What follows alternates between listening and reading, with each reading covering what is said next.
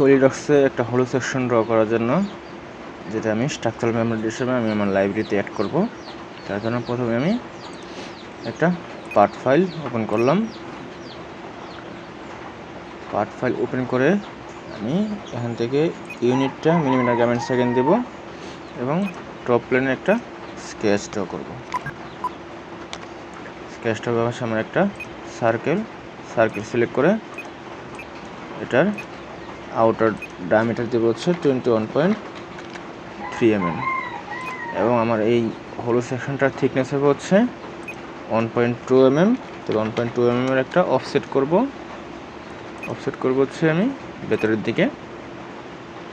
ওকে, তো এটা আমার প্রোফাইলটা ড্র হচ্ছে। আমি এখান থেকে বের হয়ে আসলাম। তারপরে এই স্কেচটা সিলেক্ট থাকা অবস্থায় আমি যাব হচ্ছে ফাইল থেকে সেভ এজে গিয়ে আমি এখান থেকে লাইব্রেরি ফিচার পার্ট এই টাইপটা সিলেক্ট করে এটা আমি আমার লোকেশনে সেট করব।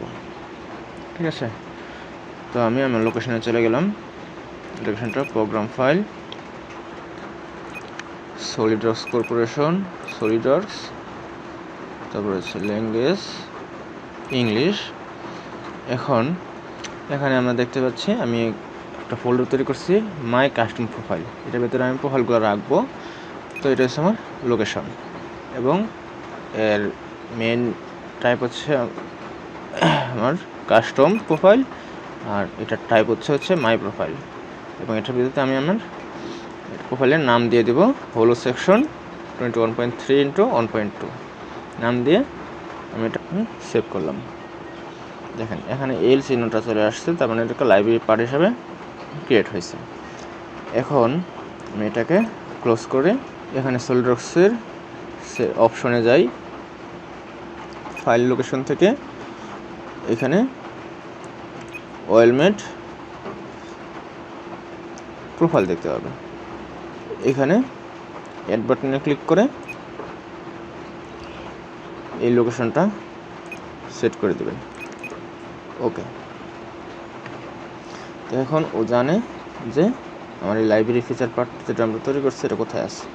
এখন যে আমি স্ট্রাকচার মেম্বারে যাই, এখান থেকে আমি দেখতে পাচ্ছি যে কাস্টম এবং টাইপে দিব হচ্ছে আমার মাই প্রোফাইল, তারপরে সাইজে দিব হচ্ছে আমার এটার যে লাইব্রেরিটা আছে এটা দিয়ে।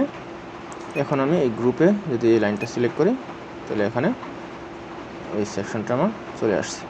ড্র করতে চাই তাহলে একটা পার্ট ফাইল নিলাম এবং ওয়েলমেড থেকে আমি ওয়েলমেড সিলেক্ট করলাম।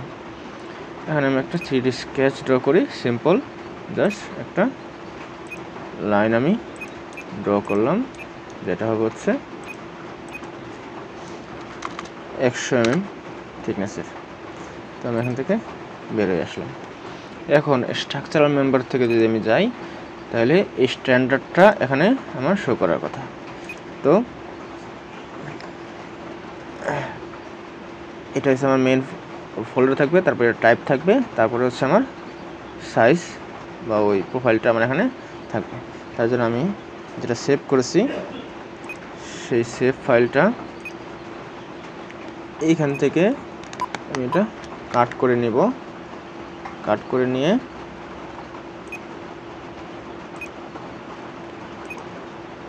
আমাদের যেই লোকেশনটা আছে, ঠিক আছে, যে লোকেশন আপনি দিতে চান, আমি এই লোকেশন দিতে চাই মাই কাস্টম প্রোফাইল।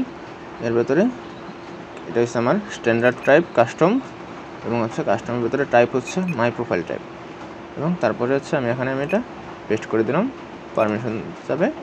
ওকে, তো এটা আমি এখানে চলে আসলাম।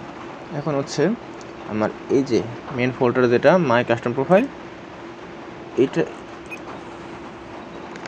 এই লোকেশনটাকে আমার ওকে পরিচয় করা দিতে হবে। কীভাবে পরিচয় করাবো? আমি যদি